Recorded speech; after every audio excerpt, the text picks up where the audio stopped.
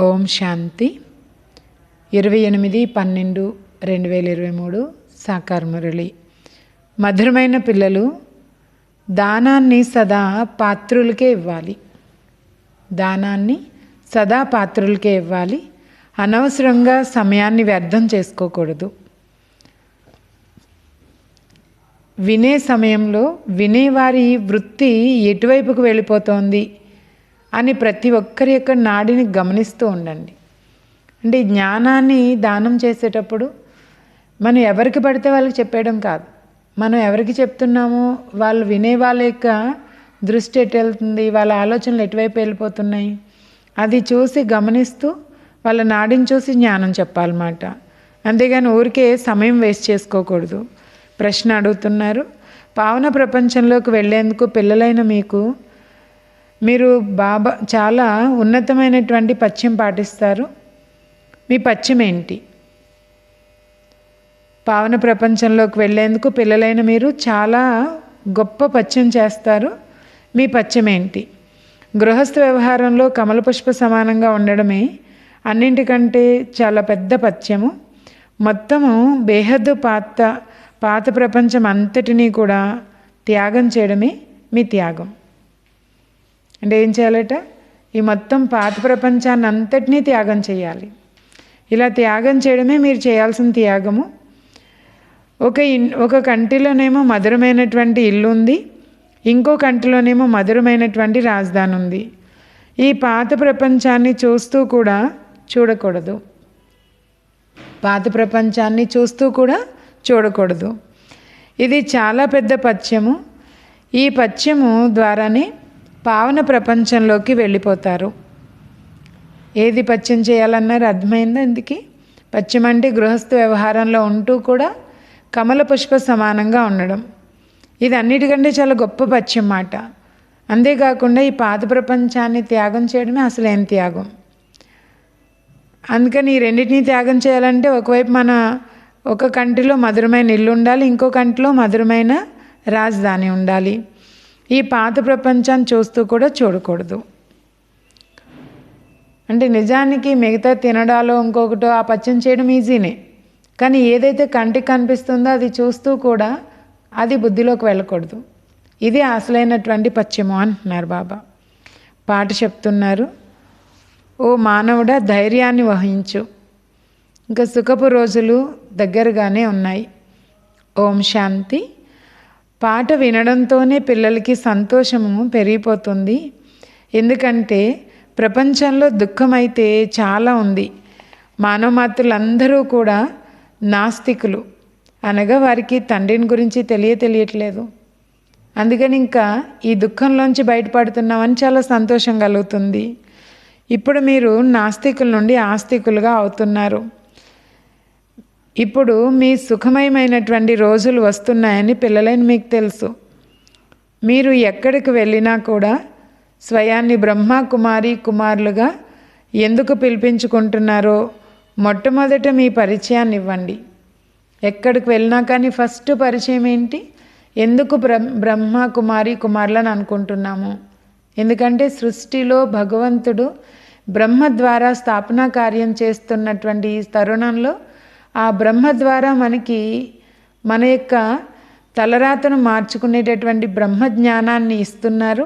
దాన్ని మార్చుకునే విధానంలో మనం జీవితాన్ని నడిపించుకుంటున్నాం కాబట్టి దీన్ని బ్రహ్మజ్ఞానం అని అంటారు. ఈ బ్రహ్మజ్ఞానం తెలుసుకుంటున్నాం కాబట్టి మనం బ్రహ్మకి పిల్లలు, బ్రాహ్మణులు. అందుకని మీరు బ్రహ్మ కుమారి కుమారులు. బ్రహ్మ ద్వారా మనం పిల్లలుగా అయ్యాం కాబట్టి ఇది పరిచయం ఇవ్వండి. ప్రజాపిత బ్రహ్మ తాను శివుడికి సంతానం, ఉన్నతోన్నతుడు అని ఆ నిరాకారుణ్ణే అంటారు. బ్రహ్మ, విష్ణువు, శంకరులు తన పిల్లలు. అంటే బ్రహ్మ, విష్ణు, శంకరులు ముగ్గురు కూడా ఈశ్వరుడికి పిల్లలు. విష్ణువు మరియు శంకరుని ఎప్పుడూ కూడా ప్రజాపిత అని అనరు. ప్రజాపిత అంటే కేవలం బ్రహ్మ మాత్రమే. ఇప్పుడే ఆ బ్రహ్మ ఉన్నారు. చూడండి, ఈ పాయింట్లన్నీ బాగా ధారణ చెయ్యండి. ఎందుకంటే ఎవరికైనా అర్థం చేయించాలి అంటే మనకి ఈ విషయాలు గుర్తుండాలి. లక్ష్మీనారాయణులు, రాధాకృష్ణులు వీళ్ళందరినీ కూడా ప్రజాపిత అని అనరు. మరి వీళ్ళని ప్రజాపిత అని అంటారా? ప్రజాపిత బ్రహ్మ అన్న పేరు చాలా ప్రసిద్ధమైనది. ఈ ప్రజాపిత సాకారుడు. ప్రజాపిత శివ పరమాత్మ స్వర్గ రచయిత. శివ పరమాత్మ ఎవరు అంటే స్వర్గ రచయిత. బ్రహ్మ స్వర్గ రచయిత కాదు, నిరాకారుడైన పరంపిత పరమాత్మయే వచ్చి ఈ ప్రజాపిత బ్రహ్మ ద్వారా స్వర్గాన్ని రచిస్తారు. వారి పిల్లలమైన మనము ఎంతమంది ఉన్నాము? ఆ బ్రహ్మకు కూడా పిల్లలు ఎంతమంది ఉన్నారు? వాస్తవానికి చెప్పాలంటే సృష్టిలో ఉన్న వాళ్ళందరూ బ్రహ్మకి పిల్లలే. ఆత్మలు పరంపిత పరమాత్మ శివుడికి సంతానం. అర్థం చేయించేందుకు చాలా మంచి విధానం కూడా కావాలి. అంటే ఎలా పడితే అలాగ అందరూ అర్థం చేసేసుకోలేరు, కానీ అర్థం చేయించడానికి కూడా ఒక మంచి విధానంగా చెప్పాలి. వారు మాకు రాజయోగాన్ని నేర్పిస్తున్నారు, బ్రహ్మ ద్వారా సృష్టి ఆది మధ్యాంతాల రహస్యాలను అర్థం చేయిస్తున్నారని చెప్పండి. కావున మొదట ఈ బ్రహ్మ వింటారు, జగదాంబ కూడా వింటున్నారు. మనము బీకేలము 21 కులాలను ఉద్ధరించే 21 జన్మల సుఖాన్ని ఇచ్చే కన్యయే కన్య అంటే. ఈ విధంగా గానం చేయబడతారు కదా. కన్య అంటే ఎవరు? 21 కులాల వరకు, వారి 21 తరాల వరకు కూడా వాళ్ళ యొక్క అంటే సుఖాన్ని ఇచ్చేటటువంటి కన్యయే కన్య. అంటే వాళ్ళ జీవితంలో ఉండే ఎన్నో రకాల సమస్యల నుంచి ఫ్రీ చేసేవాళ్ళు అన్నమాట. మరి పరంపిత పరమాత్మనైనా నా నుండి మీకు 21 జన్మల సత్య త్రేత యుగాలలో సుఖం పొందేందుకు వారసత్వం తీసుకుంటున్నారు. మరి తప్పకుండా సత్య త్రేత యుగాలలో భారతదేశం సదా సుఖవంతంగా ఉండేది. భారతదేశము చాలా సుఖంగా ఉండేది, పవిత్రత కూడా ఉండేది. కావున వారు మనకు తండ్రి కూడా అవుతారు. అలాగే వీరు తాతగారు. ఎవరు తండ్రి, ఎవరు తాతగారు? ఒకప్పుడు మనకి సుఖము పవిత్రత అన్నీ ఉండేవి. కావున పరమాత్మ మనకి తండ్రి అవుతారు, అలాగే తాతగారు కూడా. ఎవరి వద్ద అయితే ఇంతమంది పిల్లలు ఉంటారో వారికి ఎటువంటి చింత ఉండదు. వారికి ఎంతమంది పిల్లలు ఉన్నారు? మనకైతే బ్రహ్మ ద్వారా శివబాబా రాజయోగాన్ని నేర్పిస్తున్నారు. ఆ అనంతమైన తండ్రి నుండి మనకి వారసత్వం లభిస్తూ ఉంది. మొత్తం ప్రపంచమంతా కూడా పతితంగానే ఉన్నారు. దానిని పావనంగా చేసేవారైతే ఒక్క తండ్రి మాత్రమే. పాత ప్రపంచాన్ని మార్చేవారు స్వర్గ రచయిత అయినటువంటి ఆ సద్గురువే. తాను సర్వులకి సద్గతి దాత. భగవంతుడు ఎవరు అంటే అందరికీ సద్గతినిచ్చేటటువంటి దాత. కొత్త ప్రపంచంలో లక్ష్మీనారాయణల యొక్క రాజ్యం ఉంటుంది. భారతదేశంలో అయితే కనుక దేవీ దేవతల రాజ్యం ఉండేది. ఆ దేవతలే 84 జన్మలు కూడా తీసుకుంటారు. ఈ విషయం కూడా అందరికీ చెప్పాలి. అలాగే వర్ణాలను కూడా తెలియచేయవలసి ఉంటుంది. ముందే వారి నుండి సమయం తీసుకోవాలి. ఎవరికైనా కానీ అర్థం చేయించడానికి ముందుగానే మనం టైం ఫిక్స్ చేసుకోవాలి. ఇంత సమయం కావాలి ఈ విషయాలు వివరించాలి అని ముందుగానే వాళ్ళకి చెప్పాలన్నమాట. ఈ విషయాలను మంచిగా మనసు పెట్టి వినండి, బుద్ధిని భ్రమింప చేయకండి. ఈ విషయాలు ఏవైతే భగవంతుడు చెప్తున్నారో వాటిని చాలా మనస్ఫూర్తిగా వినాలి. అన్నయ్య లేక అక్కయ్య మీరంతా నిజానికి శివుడికి సంతానమే అని చెప్పండి. అంటే ఓ సోదరి సోదరులు, మీరందరూ కూడా నిజానికి ఆ శివుడికి పిల్లలు. కాబట్టి మనం పరస్పరం సోదరి సోదరులు. ప్రజాపిత బ్రహ్మ మొత్తం వృక్షం అంతటికి యజమాని, అధిపతి మాట. బ్రహ్మ ముఖవంశావళి బ్రాహ్మణులైన మేము వారసత్వాన్ని తీసుకుంటున్నాము.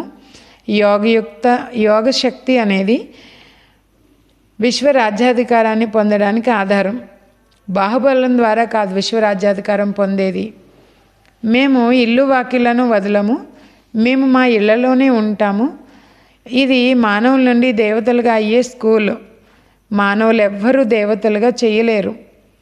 ఈ ప్రపంచమంతా పతితంగా ఉంది, నీటి గంగ పతిత పావని కాదు. నీళ్ల ద్వారా ఎవ్వరూ పావనంగా అవ్వలేరు. పదే పదే అందులో స్నానం చేసేందుకు వెళ్తూ ఉంటారు, కానీ ఎవ్వరూ పావనంగా అవ్వలేదు. ఎన్నిసార్లు వెళ్ళినా పావనంగా అయ్యమంటారా? ఇంకా చెప్పాలంటే ఆ నీళ్ళే మురికిగా అయిపోతున్నాయేమో మన ద్వారా. అంతేగాని మనం మాత్రం నీళ్ళ ద్వారా పావనంగా అవ్వట్లేదు. అందుకనే బాబా అంటున్నారు, ఈ గంగ అయితే పతిత పావని కాదు. పదే పదే అందులో స్నానం చేసినా ఎవ్వరు పావనంగా అవ్వరు. రావణుడి యొక్క ఉదాహరణ కూడా ఉంది కదా. పదే పదే తగలబెడుతూనే ఉంటారు, కానీ రావణుడు మరణించడు. అంటే ఎన్నిసార్లు విగ్రహాన్ని కాల్చినా, దిష్టిబొమ్మను కాల్చినా రావణాసురుడు తగలబడేది లేదు. ఎందుకంటే దిష్టిబొమ్మ రూపంలో ఉన్నారా రావణుడు? మన లోపల ఉన్న విషయ వికారాల రూపంలో ఉన్నారా? ఉదాహరణ కూడా ఉంది కదా. అంటే కానీ రావణుడు మరణించట్లేదు. ఈ రావణుడి యొక్క పోస్టర్ని కూడా తీసుకుని వెళ్ళండి. ఏవైతే పెద్ద స్థానాలు, ఏదైనా పెద్ద స్థానానికి వెళ్ళేటప్పుడు కూడా ఆల్బమ్ కూడా తీసుకుని వెళ్ళండి అంటున్నారు. అంటే కోర్స్ బుక్ తీసుకుని వెళ్ళాలన్నమాట.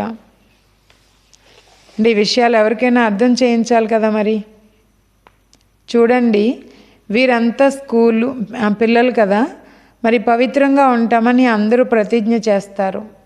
పిల్లలుగా ఉన్నంతసేపు అందరూ పవిత్రంగా ఉంటామని అంటూ ఉంటారు. నిజానికి అందరూ బ్రహ్మ పిల్లలే. ప్రజాపిత బ్రహ్మ ఈ వృక్షానికి యజమాని. ఈ సమయంలో మేము ప్రాక్టికల్గా బ్రహ్మకుమారి కుమారులము అని మీరు చెప్పచ్చు. మీరు కూడా బ్రహ్మ సంతానమే, కానీ మీరు గుర్తించట్లేదు. ఇప్పుడు ప్రపంచమంతా సత్యమైన బ్రాహ్మణులు ఎవ్వరూ లేరు. మేమే సత్యమైన బ్రాహ్మణులం. రాజ్యానికి కూడా మేమే పొందుతాము. ఎందుకు సత్యమైన బ్రాహ్మణులు? బ్రాహ్మణులు అంటేనే వాక్కు శుద్ధి, మరి కర్మశుద్ధి, అలాగే మన యొక్క సంకల్ప శుద్ధి ఉండాలి. అంటే మన మాటకంత శుద్ధత్వం ఉండాలి.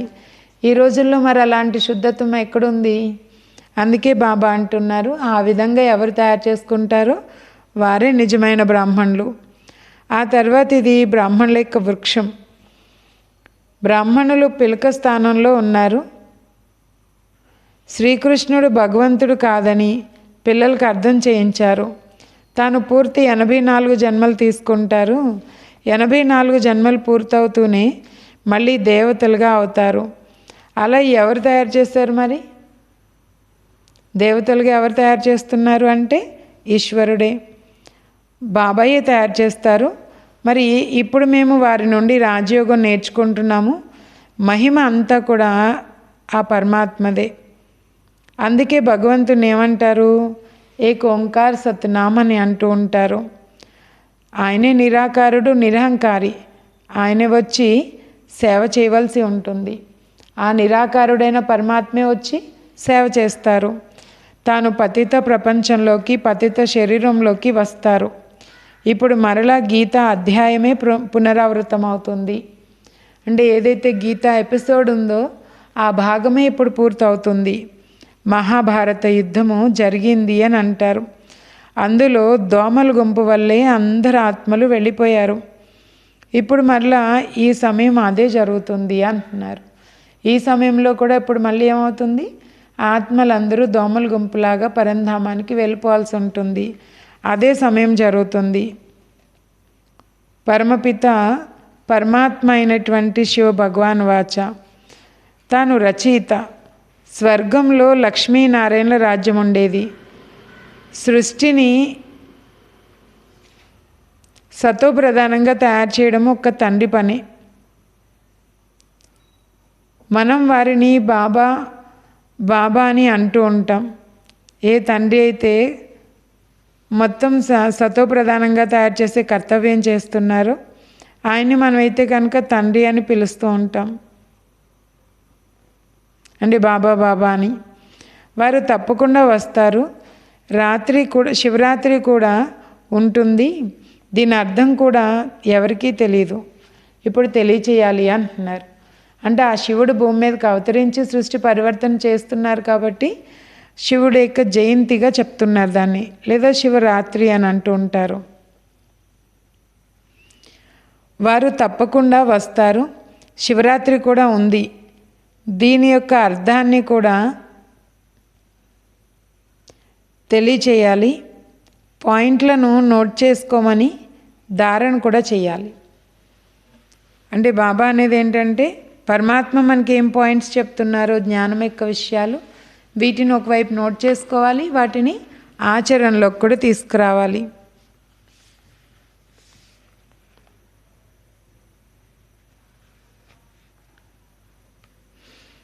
అందుకని బాబా అంటున్నారు, ఈ విషయాలన్నీ కూడా అర్థం చేసుకోవాల్సిన విషయాలు కదా.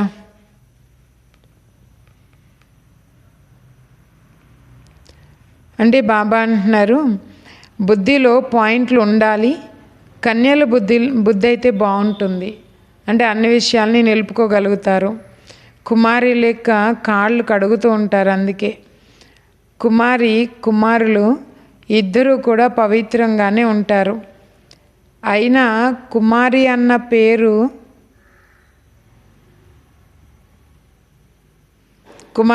పేరు ఎందుకు అంతగా గానం చేయబడుతుంది?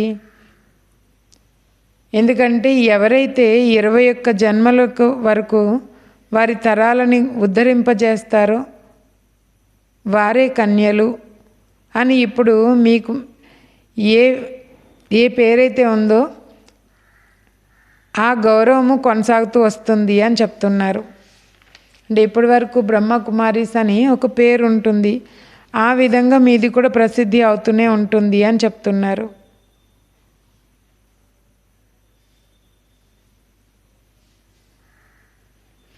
సత్యయుగంలో అయితే ఎంత పెద్ద ఆయుష్ అయితే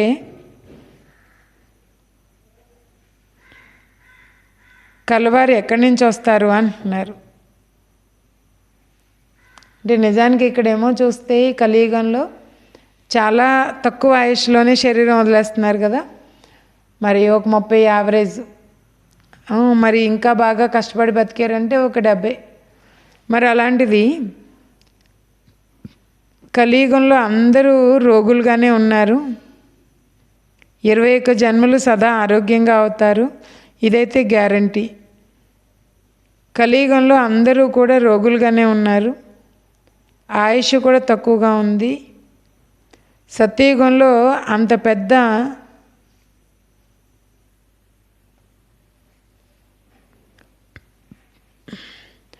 దీర్ఘాయుష్ కలవారిగా అవుతున్నారు ఇప్పుడు. అంటే బాబాని సత్యయుగంలో కూడా అంత పెద్ద ఆయుష్ కలవారు ఎక్కడో పైనుంచి రారు, ఇక్కడ నుంచి తయారైన వాళ్ళే అలా తయారవుతారు అన్నమాట.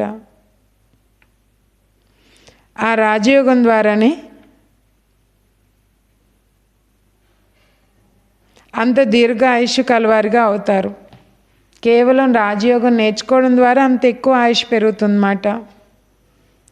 అక్కడ అకాల మృత్యువులే ఉండవు, ఒక శరీరాన్ని వదిలేసి ఇంకొక శరీరాన్ని తీసుకుంటారు. ఇది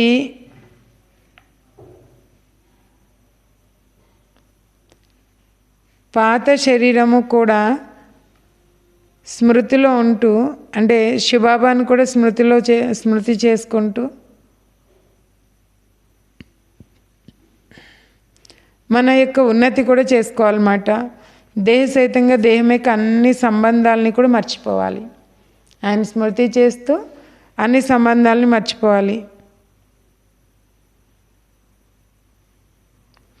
బుద్ధి ద్వారా మనము అనంతమైన త్యాగం చేస్తున్నాము. ఇది అంతా కూడా మనది బుద్ధి యొక్క యాత్ర. అంటే భౌతికంగా చేసేది ఏం లేదు ఇందులో. మన బుద్ధితోనే పరంధామానికి వెళ్ళడం, తిరిగి రావడం. ఆ దైహికమైన యాత్రలను మానవులు నేర్పిస్తారు. బుద్ధి యాత్రను భగవంతుడు తప్ప ఇంకెవరు నేర్పించలేరు. ఈ రాజయోగాన్ని నేర్పించేవారే స్వర్గంలోకి వస్తారు అని చెప్తున్నారు. ఎవరైతే రాజయోగాన్ని నేర్చుకుంటారో వాళ్ళే స్వర్గంలోకి వస్తారు. ఇప్పుడు మరలా అంటు కట్టబడుతుంది.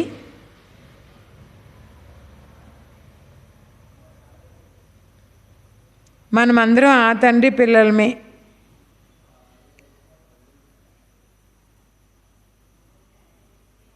అంటే బాబా అనేది ఏంటంటే ఇక్కడ ఇది రాజయోగం నేర్పించేందుకు స్వర్గంలోకి అయితే వస్తారు కదా ఈ రాజయోగం నేర్పించేవారు.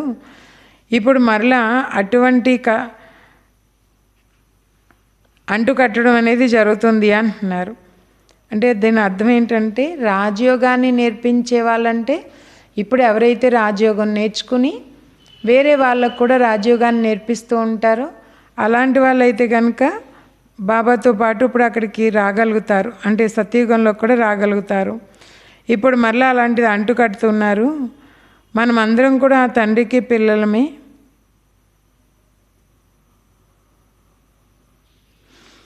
పిల్లలైన మనకు శివబాబా నుండి వారసత్వం లభిస్తూ ఉంటుంది. ఈ దాదా కూడా శివబాబా నుండే వారసత్వం తీసుకుంటున్నారు. బాబా నుండే వారసత్వం తీసుకోవడం జరుగుతుంది. మీరు కూడా అనంతమైన తండ్రి నుండి వారసత్వాన్ని తీసుకోండి. ఇది చాలా ఫస్ట్ క్లాస్ అయినటువంటి వారసత్వం. మనము 21 జన్మల వరకు కూడా మరలా ఎప్పుడు రోగులుగా అవ్వం. అలాంటి గ్యారంటీ ఇస్తున్నారు మనకి జ్ఞానం ద్వారా. మనం భారతదేశానికి సత్యమైన సేవ చేస్తున్నాం. అంటే మనం ఆ విధంగా సత్యంగా సేవ చేయడం వలన బాబా కూడా మనకి సహాయం చేస్తారన్నమాట.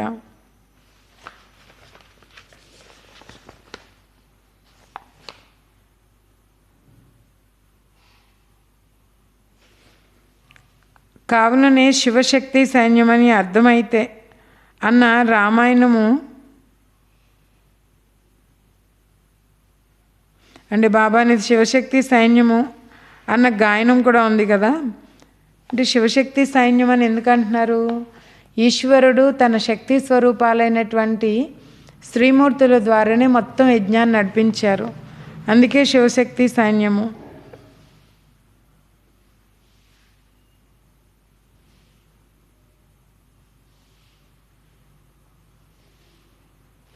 అంటే ఇక్కడ స్మృతి ద్వారానే వికర్మలు వినాశనం చేసుకోండి అని బాబా ఆత్మలకి చెప్తూనే ఉన్నారు. మరి ఆత్మని శుద్ధి చేసుకోవాలి కదా మనం.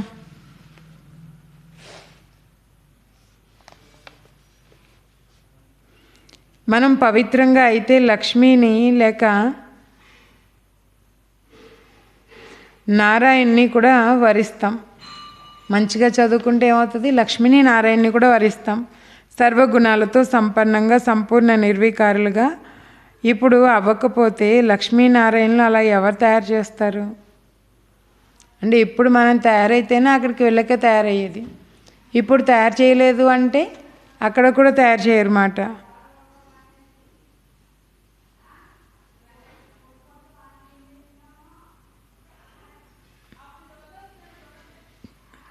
అంటే మనమైతే పవిత్రమైనటువంటి పవిత్రంగా ఉండి లక్ష్మీనారాయణలాగా తయారై వారిని వరిస్తాం.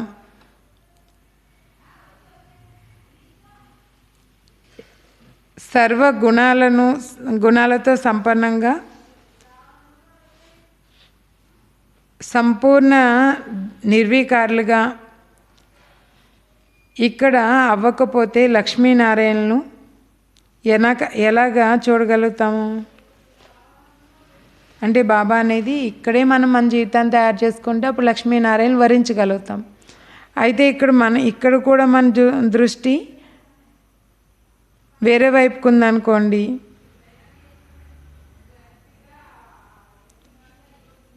అప్పుడు వాళ్ళు యోగ్యంగా ఉన్నట్ట అని అడుగుతున్నారు. నారాయణ వరించడానికి దృష్టి వేరే వైపుకి వెళ్ళిపోతే చూసుకోండి అని అనడం జరుగుతుంది. కొద్దిగా చూసుకోండి అని బాబా చెప్తున్నారన్నమాట. పూర్తి నష్టమోహులుగా అవ్వకపోతే లక్ష్మీనారాయణలని వరించలేరు. ఎలా అవ్వకపోతే? పూర్తిగా పవిత్రంగా అవ్వకపోతే, శుద్ధంగా అవ్వకపోతే మరి లక్ష్మీనారాయణ యొక్క పదవిని కూడా పొందలేరు.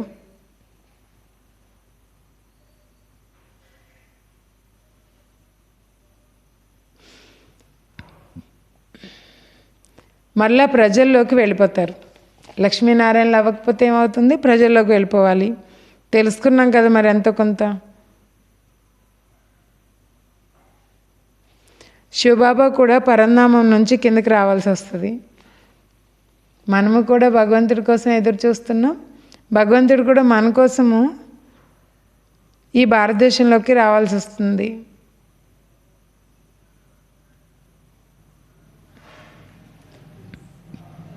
తప్పకుండా పతిత ప్రపంచంలోకి వస్తేనే పావనంగా తయారు చేసుకోవడం జరుగుతుంది.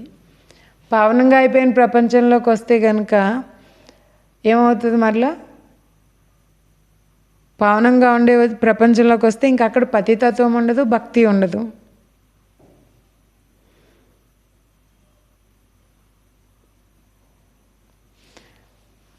అంటే శివబాబా కూడా ఈ పరంధామం నుంచి ఇక్కడికి రావాల్సి ఉంటుంది. తప్పకుండా పతిత ప్రపంచాన్ని తానే పావనంగా తయారు చేస్తారు.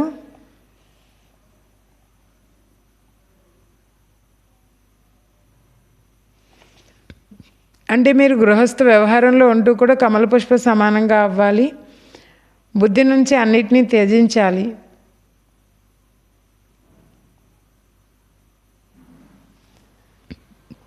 అంటే ఇదంతా కూడా వానప్రస్థ స్థితి మనది. ఎందుకు? వాక్కుకు అతీతంగా అవ్వాల్సిన సమయం. దీనికోసమే పురుషార్థం చేద్దాము అని వృద్ధులు భావిస్తారు.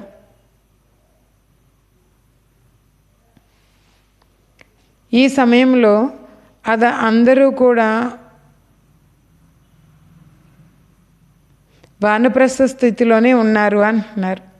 అంటే ఈ సమయంలో అందరూ ఎలా ఉన్నారు? లేదు, వీళ్ళు ఇంకా చాలా చిన్నపిల్లలు, వీళ్ళకు వానప్రస్థ స్థితి ఏంటి అలా అనుకోవడానికి ఏం లేదన్నమాట. తండ్రి నుండి వారసత్వం తీసుకునే హక్కు ప్రతి ఒక్కరికి ఉంది.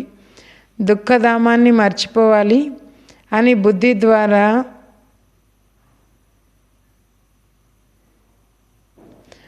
ద్వారా చేసే త్యాగం ఇది అంటున్నారు. ఏంటి త్యాగం?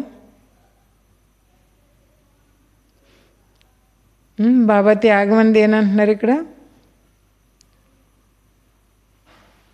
వానప్రస్థ స్థితిలో మీరు ఉన్నారు, తండ్రి నుండి వారసత్వం తీసుకుంటున్నారు. ఇదైతే ప్రతి ఒక్కరికి హక్కు ఉంది. కానీ వదలాల్సింది ఏంటి? ఈ దుఃఖధామాన్ని పూర్తిగా వదిలేయాలి. బుద్ధి ద్వారా అన్నిటినీ త్యాగం చేసేయాలి. అప్పుడు బుద్ధి ద్వారా పాత ప్రపంచాన్ని మర్చిపోయి కొత్త ప్రపంచాన్ని స్మృతి చేస్తాము. ఆ తర్వాత అంతమతిని బట్టి భవిష్యత్తు గతి ఏర్పడుతుంది అని అన్నింటికంటే చాలా పెద్ద ఈశ్వరీయ విశ్వవిద్యాలయము. అంటే నిజానికి ఇది అన్నింటికంటే కూడా చాలా పెద్ద విశ్వవిద్యాలయం. అయితే అక్కడ ఏంటి అంటే భగవాన్ వాచ నేను మీకు రాజయోగాన్ని నేర్పిస్తున్నాను అనేది ఆ పరమాత్మే.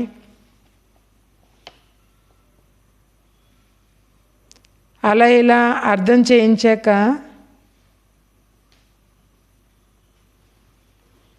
ఈ విధంగా అర్థం చేయించాలి. మేము ఏదైతే వింటున్నామో దాన్ని మీరు కూడా కూర్చొని వినండి అని చెప్పండి. అంటే బాబా దేవతలుగా తయారు చేయడం కోసము బాబా మరి మన ద్వారా మన జీవితాన్నే కాకుండా ఈ ప్రపంచాన్ని ఎలా పరివర్తన చేస్తున్నారు, ఈ విషయం అంతా కూడా అందరికీ అర్థం చేయించాలి అంటున్నారు. మేము ఏదైతే వింటున్నామో దాన్ని మీరు కూడా కూర్చొని వినండి అని చెప్పండి. మధ్యలో ప్రశ్నలు అడగడం ద్వారా ఈ ప్రవాహానికి భంగం కలుగుతుంది. ఏదైతే ప్రవాహం ఉందో దీనికి భంగం కలుగుతుంది. మేము మీకు మొత్తం సృష్టి చక్రం యొక్క రహస్యాన్ని అర్థం చేయిస్తాము. డ్రామాలో శివబాబాకు ఏ పాత్ర అయితే ఉందో లక్ష్మీనారాయణలు ఎవరో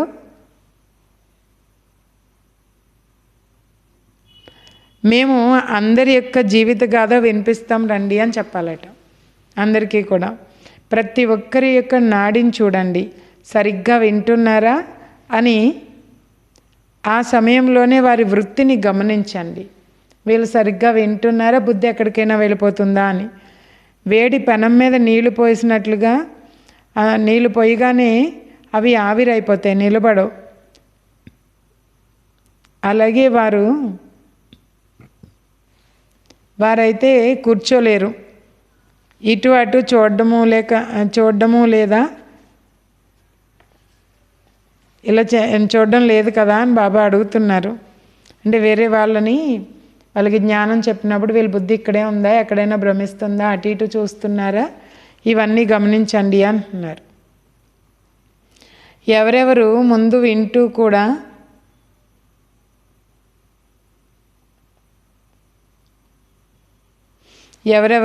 వింటూ కూడా కొంచెం కన్ఫ్యూజ్ అవుతూ ఉన్నారు. ఇక్కడ బాబా కూడా గమనిస్తూ ఉంటారు. ఇది జ్ఞాన నాట్యము. ఆ స్కూళ్ళలో అయితే కనుక చిన్నగా ఉంటాయి, ఆ స్కూల్స్ చాలా చిన్నగా ఉంటాయి. అక్కడ టీచర్లు కూడా బాగా గమనించగలుగుతారు. మరియు నంబర్ వారీగా కూర్చోబెట్టగలరు కదా. అక్కడ కూడా టీచర్లు చదివించడం, వాళ్ళ మార్కులు, వాళ్ళ యొక్క స్థితిగతులను బట్టి నంబర్ వారీగా కూర్చోబెట్టగలరు. ఇక్కడైతే ఎంతోమంది ఉన్నారు కావున నెంబర్ వారీగా కూర్చోబెట్టడానికి అవ్వదు.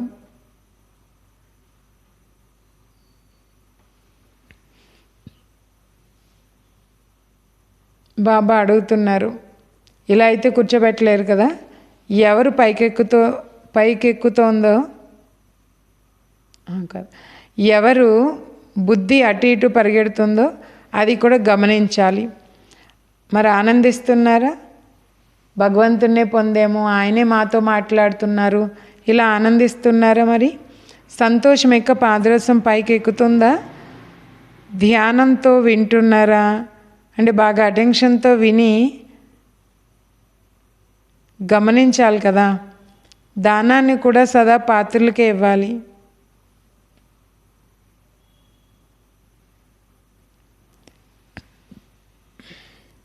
అంటే దానం అంటే ఇక్కడ నిజానికి బయట దానాన్ని కూడా అలాగే ఇవ్వాలి చూసి. అలాగే ఇక్కడ జ్ఞానధనాన్ని దానం చేసే విషయంలో కూడా వాళ్ళు వినగలరా, వినేవాళ్ళ కాదా చూసి చెప్పాలన్నమాట. ఈ విషయంలో సమయాన్ని వ్యర్థం చేసుకోకండి.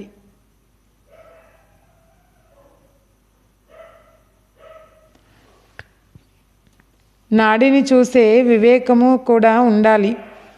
మానవులు భయపడతారు. విశేషంగా సింధీ వారైతే కనుక బీకేలు మాయ తగులుతుంది, వాళ్ళ మాయ తగలకూడదని భావిస్తారు. కానీ చూడని కూడా చూడరు. అలాంటి వాళ్ళు ఏం చేస్తారు? ఇంకా చూడని కూడా చూడరు. బ్రాహ్మణులైన మీరే త్రికాలదర్శులుగా అవ్వగలుగుతారు అని శివబాబా కూడా అంటున్నారు.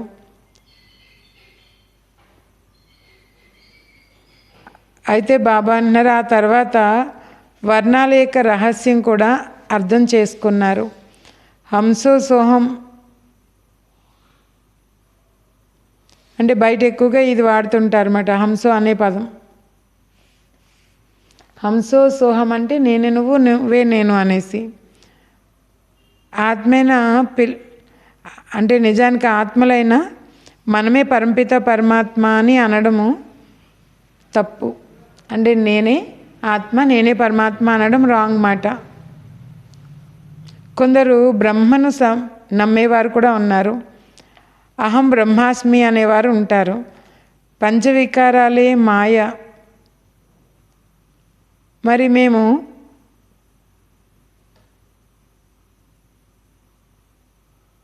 అంటే బాబా అంటున్నారు, మేము బ్రహ్మంను నమ్ముతాము అని వాళ్ళు అంటారు. అంటే భగవంతుడు గురించి తెలీదు, మనం ఎక్కడి నుంచి వచ్చామో కూడా తెలీదు. అందుకని ఆ పరంధామం గురించి అడిగితే అది కూడా చెప్పలేరు.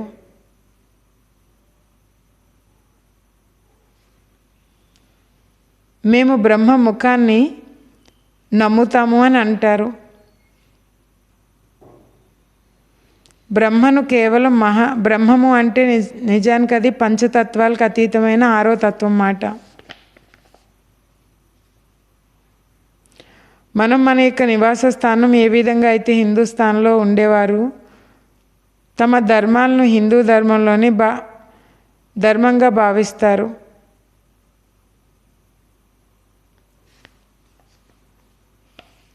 వారు కూడా బ్రహ్మ మహాతత్వాన్ని భగవంతుడిగా భావిస్తుంటారు. మేము బ్రహ్మ మహాతత్వం అని అనేస్తారు. బాబా మహిమ వేరు. మరి సర్వగుణ సంపన్నుడైన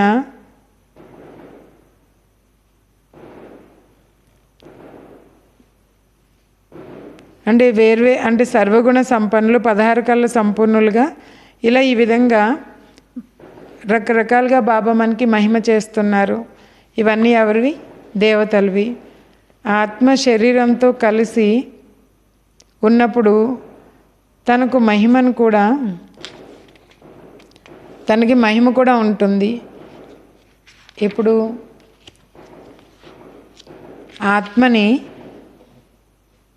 ఈ శరీరంతో పాటు కలిసి ఉన్నప్పుడు తనకు తాను ఇలాంటి అనుభవం చేసుకుంటారన్నమాట. ఆత్మే పతితంగా లేక ఆత్మే పావనంగా అవుతుంది. ఆత్మ నిర్లేపన అనడానికి అవకాశం లేదు. అంత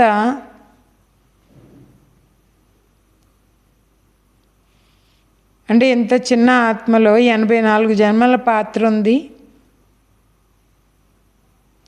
మరి తమను నిర్లేపి అని అనడము జరుగుతుందా అని అడుగుతున్నారు. ఆత్మలోనే అన్నీ ఉంటాయి, కానీ ఆత్మ నిర్లేపనడానికి ఎలా కుదురుతుంది? 84 జన్మల పాత్ర కూడా దాంట్లోనే ఉంటుంది. అప్పుడు బాబా శాంతి స్థాపన చేస్తారు. మరి పిల్లలైన మీరు కూడా బాబాకి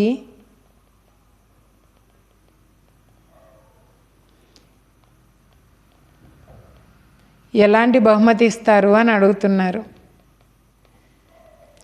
వారు మీకు 21 జన్మల వరకు కూడా స్వర్గ వారసత్వాన్ని అంటే స్వర్గ రాజధానిని బహుమతిగా ఇస్తారు అంటున్నారు.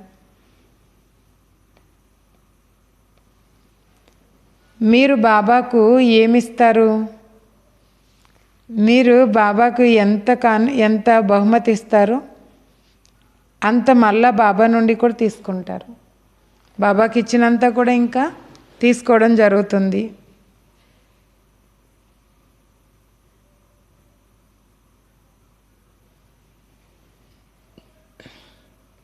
శివబాబా అయితే దాత కదా. రాజులు ఎప్పుడు కూడా తన చేతులతో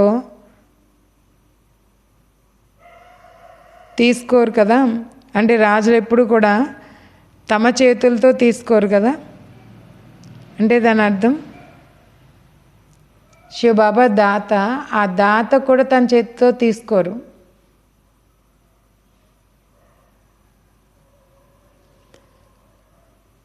మీరు సన్యాసులు మొదలైన వారికి ఇచ్చినా కానీ దాని యొక్క ప్రతిఫలాన్ని అయితే దాత అయిన శివబాబా ఇవ్వాలి. అంటే ఒకవేళ మనము ఎవరైనా బయట ఏం లేని వాళ్ళకి ఇచ్చినా లేదా గురువులు సాధు సన్యాసులకి ఇచ్చినా ఫలితం మాత్రం భగవంతుడే ఇవ్వాలి.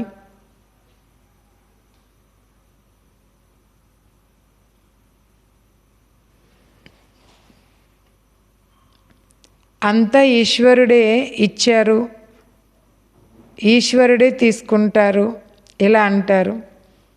మరి మనము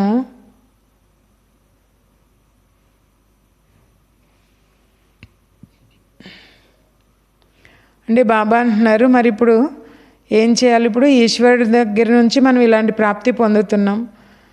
మరి ఇప్పుడు మనం ఏం చేయాలి? పరమాత్మ యొక్క ప్రాప్తిని మనం పొందాలంటే దానికి యోగ్యంగా కూడా అవ్వాలి.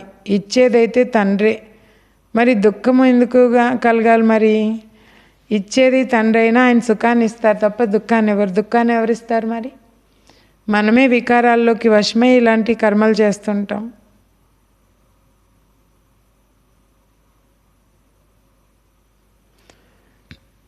నేనైతే దుఃఖధామం నుంచి అతీతంగా తీసుకువెళ్తానని బాబా అంటున్నారు. కావున ఈ దాదా కూడా తన యొక్క సర్వస్వాన్ని ఇచ్చారు. మీరు కూడా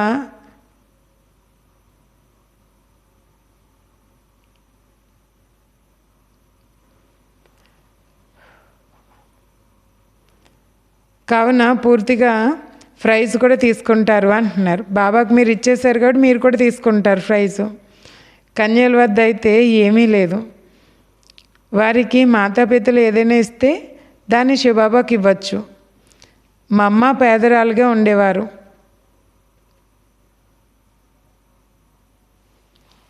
మళ్ళీ తాను ఎంత చురుకుగా ముందుకు వెళ్ళిందో చూడండి. మా అమ్మ కూడా చూడండి, స్టార్టింగ్లో ఏమీ లేరు, తనువు మనసు ధనం ద్వారా సేవ చేస్తున్నారు.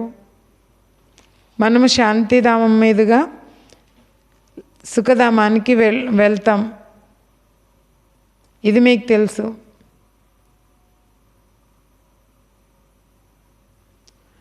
ఎప్పటి వరకైతే మనము బాబా వద్దకు వెళ్ళమో మరి అప్పటి వరకు కూడా మెట్టు నీళ్ళు అలా వస్తుంది అంటున్నారు.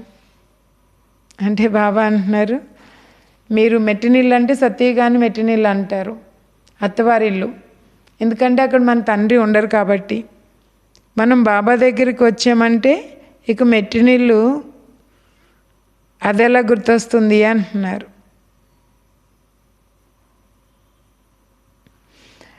ఇప్పుడైతే పుట్టినింట్లో కూర్చున్నారు, మొదట బాబా వద్దకు వెళ్తారు, ఆ తర్వాత మెట్టినింటికి వస్తారు. ఇది శోకవాటిక, సత్యయుగం, అశోకవాటిక. అచ్చా, మధురాతి మధురమైన ఆత్మిక పిల్లలకు మాతాపిత బాప్దాదాల ప్రియ స్మృతులు మరియు గుడ్ మార్నింగ్. ఆత్మిక పిల్లలకు ఆత్మిక తండ్రి యొక్క నమస్తే. मीठे मीठे रूहानी बाप दादा को रूहानी बच्चों की याद प्यार गुड మార్నింగ్ और నమస్తే. ఈరోజు ధారణ పాయింట్స్ చెప్తున్నారు. ఫస్ట్ పాయింట్, ఈ వానప్రస్థ స్థితిలో మధురమైన ఇంటిని మరియు మధురమైన రాజధానిని స్మృతి చేయడము తప్ప మిగిలిన వాటి అన్నింటినీ బుద్ధి ద్వారా మర్చిపోవాలి. ఏమేం గుర్తు చేసుకోవాలట? బుద్ధి ద్వారా గుర్తు చేసుకోవాల్సింది ఇంటిని, మధురమైన రాజధానిని. మిగిలినవన్నిటినీ మర్చిపోవాలి. పూర్తి నష్టమోహులుగా అవ్వాలి, మోహం లేనివారుగా అవ్వాలి.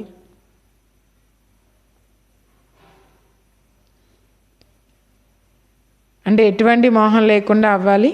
రెండో పాయింట్ చెప్తున్నారు, బుద్ధి యోగం ద్వారా అనంతమైన త్యాగం చేసి ఆత్మిక యాత్ర చేయాలి. బుద్ధి ద్వారా అనంతమైన త్యాగం అంటే మొత్తం బుద్ధి ద్వారా ఈ ప్రపంచాన్ని అంతటినీ మర్చిపోవాలి. అది త్యాగం మాట.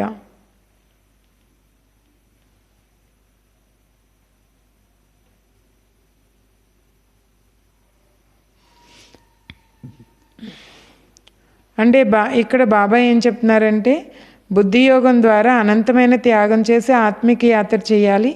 శ్రీమతం ప్రకారంగా పూర్తి పవిత్రంగా అయ్యి భారతదేశానికి సత్యమైన సేవ కూడా చేయాలి అంటున్నారు. అంటే ఒకటి బాబా స్మృతి చేయాలి, రెండో సేవ కూడా చేయాలి. వరదానం చెప్తున్నారు, శ్రేష్ఠ కర్మరూపీ కొమ్మల పైన వేళ్లాడేందుకు బదులుగా ఎగిరే విహంగంగా అయ్యే హీరో పాత్రధారులు అవ్వండి. మనం హీరో పాత్రధారి అవ్వాలి అంటే ముందు అన్నిటి నుంచి చాలా తేలిగ్గా ఉండగలగాలి, ఎగిరే స్థితిలో ఉండాలి. మరి అలా ఎగిరి వెళ్ళాలి అంటే ఏం చేయాలి? ఇప్పుడు మరి దానికంటే ముందు కొమ్మలు పట్టుకొని వేలాడకూడదు. ఏంటా కొమ్మలు? ఇక్కడ శ్రేష్ఠ కర్మల రూపీ కొమ్మలను పట్టుకొని వేలాడడం కంటే ముందు మనం ఏం చేయాలి? ఒక విహంగంలాగా ఎగురుతూ ఉండాలి, ఒకటే పట్టుకుని ఉండిపోకుండా. దాని వివరణ ఏం చెప్తున్నారంటే, సంగమయుగంలో మీరు ఏ శ్రేష్ఠ కర్మలైతే చేస్తారో ఆ శ్రేష్ఠ కర్మలు కూడా వజ్రపు కొమ్మలు లాంటివి.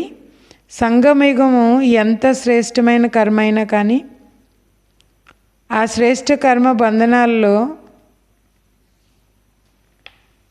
చిక్కుకోవడము లేక హద్దులోని కోరికల్ని కలిగి ఉండడం, ఇది కూడా బంగారు సంకెళ్ళే.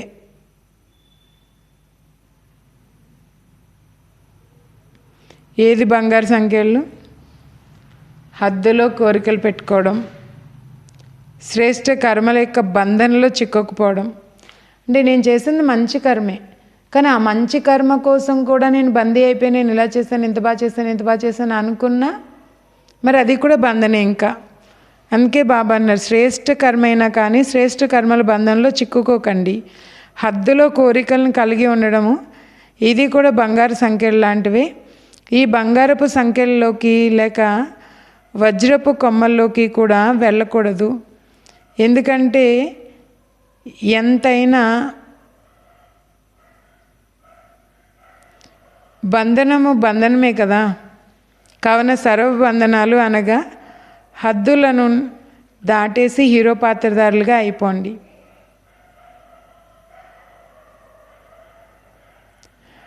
ఈ స్మృతి బాప్దాదా ఇప్పుడు ఎగిరే పక్షుల్లాగా పక్షులందరికీ కూడా కలిగిస్తున్నారు. ఏమంటున్నారు బాబా? ఏ స్మృతి కలిగిస్తున్నారు? మనకి ఏవైతే ఎంత బంధనాలు అయితే ఉన్నాయో ఆ బంధనాలే అయినా కానీ సర్వబంధనాలు అనగా హద్దుల నుండి దాటేసి హీరో పాత్రధారులుగా అయిపోతామంటున్నారు. ఏం చేస్తే మన కర్మ బంధనాలు ఏవైతే ఉన్నాయో ఆ బంధంలో బందీ అయిపోకూడదు అన్నమాట.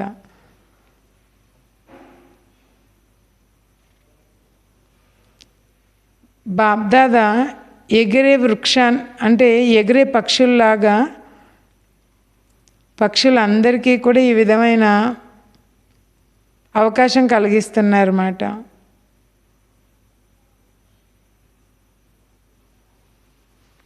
అందుకనే బాబా అంటున్నారు హీరో పాత్రధారులు అవ్వండి, ఎగిరే స్థితిలో ఉండండి.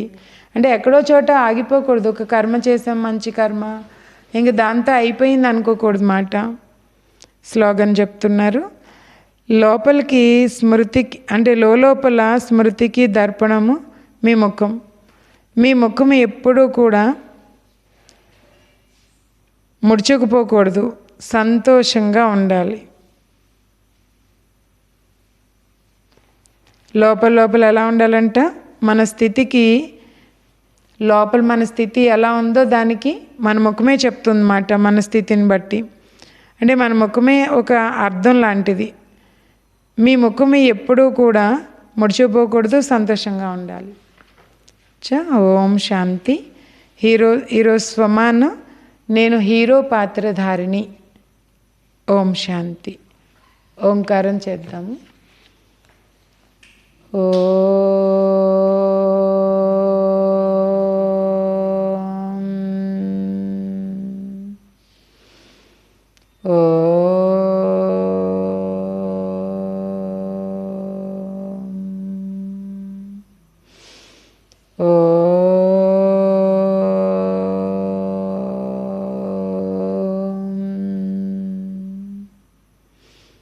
ఓం శాంతి.